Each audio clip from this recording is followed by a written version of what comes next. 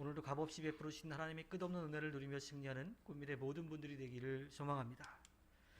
살다가 위기를 만나게 되면 사람들은 자신의 경험과 지식 또 인맥 등을 통해서 그 문제를 해결하려고 합니다. 그 일에 오로지 집중할 수밖에 없지요. 그런데 문제는 하나님도 그것들 가운데 하나로 그렇게 생각을 하는 경우가 있습니다. 오늘 시인은 심각한 위기에 처해 있어요. 사면이 꽉 막혀서 어떻게 해야 될지 모르는 그런 상황 가운데 처해 있습니다. 그런데 시인은 그러한 상황 가운데 절망하고 낙심하고 포기하는 것이 아니라 살아계신 하나님 그분을 바라보며 그분께 간절한 마음을 가지고 기도하지요.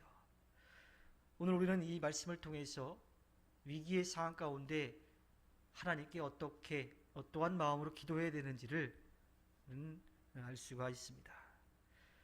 사방으로 답답한 일이 생겼을 때 공고한 일들이 우리를 둘러싸고 우리를 힘들게 만들 때 어떤 기도를 해야 될지 그 생각조차 나지 않은 그럴 때가 분명히 있습니다.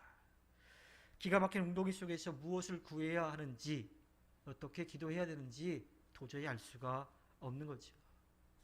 그러한 상황 가운데 있었던 시인은 오늘 세 가지 기도를 드리면서 하나님께 간절한 마음을 가지고 맡깁니다.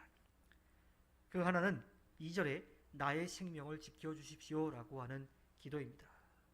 시인이 이렇게 기도하는 이유는요, 그가 처해 있는 고통이 너무나 커서 그냥 하나님을 잊어버릴 것 같은 그러한 상황이에요. 절망 가운데 원망 가운데 포기하고 낙심하게 될까봐, 기도조차 할 수 없는 그러한 탈진 상황에 처하게 될까봐 그 마음이 안타까운 그러한 상황이지요. 실제로 우리는 몸과 마음이 힘들면요, 그냥 다 어떻게 될지 모르겠다라고 하는 자포자기하는 그러한 마음이 생깁니다. 아무것도 할 수 없는 무기력에 빠지게 될 수밖에 없지요. 정말 기도하는 것조차 생각나지 않을 정도로 힘이 들 때가 있습니다. 그래서 시인은 그러한 상황에 처해 있기도 하지만 그런 상황이 더 많아진다 하더라도 절대로 하나님을 잊지 않게 해달라고, 내 생명을 지켜달라고 하나님 앞에 맡기며 기도하는 겁니다. 시인은 자기 안에 아주 작은 겨자씨만한 믿음이 있다면 그는 결코 하나님의 구원의 그 능력을 잊지 않을 거라고 하는 그런 확신이 있었던 거죠. 너무도 아프고 곤궁한 형편이라고 할지라도 절망적인 현실 가운데 처해 있다 하더라도 하나님이 나를 구원해 주실 것이다 라고 하는 믿음만 있더라면 어떠한 상황이든 어떠한 형편이든 다 이겨낼 수가 있는 겁니다. 시인은 지금 자신이 죽을 것 같은 그러한 상황 가운데 처절하게 하나님 앞에 몸부림치며 기도하고 있는 거죠. 다음의 기도는 3절에 나에게 은혜를 베풀어 주십시오 라고 하는 기도입니다. 사실 이 기도는요, 기도의 정석이라고 할 수 있을 거예요. 하나님의 은혜가 아니면 내가 살아갈 수 없으니 내가 모든 것을 하나님께 맡기니 하나님 나의 기도에 응답하여 주십시오 라고 하는 기도예요. 사실 우리가 하나님 앞에 기도를 드리지만 우리가 하나님께 드리는 기도들 적지 않은 부분이 내 것을 채우기 위한 그러한 기도라고 하는 거예요. 그런데 하나님은 우리의 욕심을 채워주시는 분이 아니라 우리의 필요를 채워주시는 분이, 그 기도에 응답하시는 분은 하나님이시라고 하는 거예요. 하나님이 모든 것을 아시고 모든 것을 할 수 있기에 하나님 편에서 응답해 주시는 거죠. 우리가 하나님 앞에 간절한 마음을 가지고 기도하는 거 필요합니다. 그런데 우리의 열심으로 또 우리의 욕심으로 기도한다고 그 기도가 응답되는 게 아니라고 하는 거예요. 하나님께서 우리들에게 은혜를 베풀어 주셔야 그 기도가 응답된다라고 하는 것을 우리는 분명하게 기억을 해야 합니다. 시인의 이 기도가 바로 그러한 기도였던 건지요. 궁극적으로 하나님의 은혜만을 바라는 것이기에 그는 모든 것을 하나님께 맡기며 기도하는 겁니다. 그래서 내게 은혜를 베푸소서라고 하는 이러한 기도보다 더 하나님의 마음을 움직일 수 있는 기도는 없을 겁니다. 예수님도 세리와 바리새인의 비유를 통해서 이 기도의 힘이 있음을, 이러한 기도가 얼마나 힘이 있는지를 알 수 있습니다. 누가복음 18장 13절에 이 바리새인은 자신이 기도하고 있다라고 하는 것을 드러내면서 길거리에서 손을 높이 들고 기도하는데, 자신을 드러내려고 하는데, 세리는 하나님 앞에 고개조차 들 수가 없는 거예요. 자신이 죄인이라고 하는 것을 인정하기 때문에 겸손한 마음으로 설 수밖에 없고, 그는 이렇게 기도하는 겁니다. 아, 하나님, 이 죄인에게 자비를 베풀어 주십시오. 예수님은 이 비유를 통해서 하나님께서 겸손한 마음으로 하나님의 은혜를 구하는 자의 기도를 들어주시는 것을 분명하게 말씀해 주고 있습니다. 결국 자신을 겸손하게 낮추며 하나님의 은혜를 구했던 세리가 의롭다라고 인정을 받았습니다. 우리도 이렇게 하나님의 은혜를 구하는 기도를 하나님 앞에 드려야만 합니다.